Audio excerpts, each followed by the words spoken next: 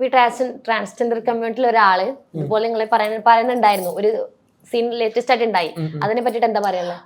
അത് നമ്മളെ കമ്മ്യൂണിറ്റിയിൽപ്പെട്ട ഒരാളെന്നെ പറയുന്നതുകൊണ്ടാണ് അത് അത്രയും വലിയൊരു ചർച്ചാ വിഷയമാവുന്നത്. ഫസ്റ്റ് ഓഫ് ഓൾ അയാൾ പറഞ്ഞ പ്രസ്താവനയോട് ഞാൻ യോജിക്കുന്നില്ല. കാരണം ഇപ്പോൾ എല്ലാവർക്കും ഓരോ സാഹചര്യങ്ങളുണ്ട്. ഇപ്പോൾ എനിക്ക് എൻ്റെ ഉപ്പ മരണപ്പെട്ടതിന് ശേഷമാണ് ഞാൻ കമ്മൗട്ട് ചെയ്ത് എൻ്റെ കാര്യങ്ങൾ തുറന്ന് പറഞ്ഞ് ഞാൻ വന്നത്.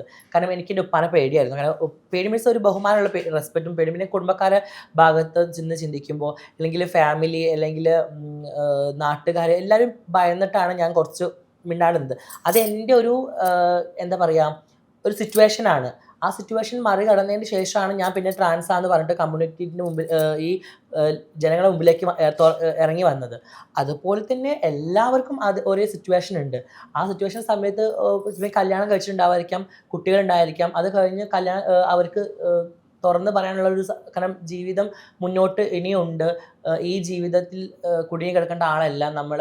മനസ്സുകൊണ്ട് നമ്മൾ സ്ത്രീയാണ്. അപ്പോൾ അതിൽ നിന്ന് നമുക്കൊന്ന് പുറത്തേക്ക് വരണം. അങ്ങനെ പറഞ്ഞിട്ട് കമ്മൗട്ട് ചെയ്ത് വരുന്ന ഒരുപാട് പേരുണ്ട്. അതിൽ എനിക്ക് ആ ഒരു ചേച്ചി പറഞ്ഞ പ്രസ്താവനയോട് ഞാൻ യോജിക്കുന്നില്ല.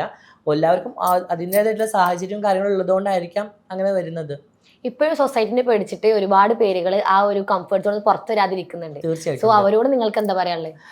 ഞാൻ പറഞ്ഞത് നമ്മളൊരു ഇപ്പം എൻ്റെ ലൈഫ് എടുത്ത് നോക്കുകയാണെന്നുണ്ടെങ്കിൽ നമ്മളെ ഒരുപാട് എന്താ ഒരു കബളിപ്പിച്ചിട്ട് കാര്യമില്ല. കാരണം എനിക്കിപ്പോൾ എൻ്റെ ലൈഫിൽ ഞാൻ എന്താണെന്നുള്ളത് എനിക്കറിയാം. നമ്മൾ പിന്നെ കുറേ ആൾക്കാരെ പേടിച്ച് നമ്മൾ മിണ്ടാണ്ട് നിന്ന് കഴിഞ്ഞാൽ നമ്മളെ ലൈഫാണ് അവിടെ പോകുന്നത്.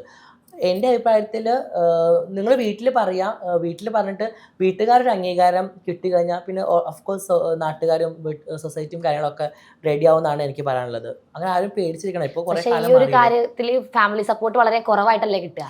ഫാമിലി സപ്പോർട്ട് കുറവായതുകൊണ്ടാണ് പലവരും ഈ നാട് വിട്ട് അന്യ സ്ഥലങ്ങളിലൊക്കെ പോയിട്ട് പല വർക്കും ഭിക്ഷാടനം, സെക്സ് വർക്കൊക്കെ ചെയ്യുന്നത്.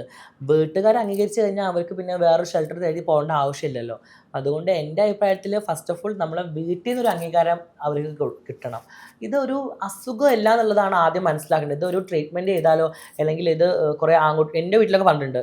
ഞാനിങ്ങനെ നോക്കുമ്പോൾ നീ ആൺകുട്ടികളുടെ കൂടെ പോയി കളിച്ചാൽ മതി, പോയി ഫുട്ബോൾ കളിക്കുക, ക്രിക്കറ്റ് കളിക്കുക, അല്ലെങ്കിൽ ജിമ്മിന് പോകുക, അപ്പോൾ നീ ആൺകുട്ടികളെ പോലെ ആവും. ഇത് അങ്ങനെ ഒരു അവസ്ഥയല്ല എന്നുള്ളതാണ് ആദ്യം മനസ്സിലാക്കേണ്ടത്. ഇത് സംഭവം നമ്മുടെ ഒരു ജനറ്റിക് പ്രോബ്ലംസ് ആണ്. നമുക്ക് നമ്മൾ എന്തൊക്കെ ചെയ്താലും നമുക്ക് ഉള്ളിൻ്റെ ഒരു ഇതുണ്ടെന്നുണ്ടെങ്കിൽ നമുക്ക് ഒരിക്കലും ഒരു ആൺകുട്ടിയായിട്ട് നമുക്ക് നിൽക്കാൻ പറ്റില്ല.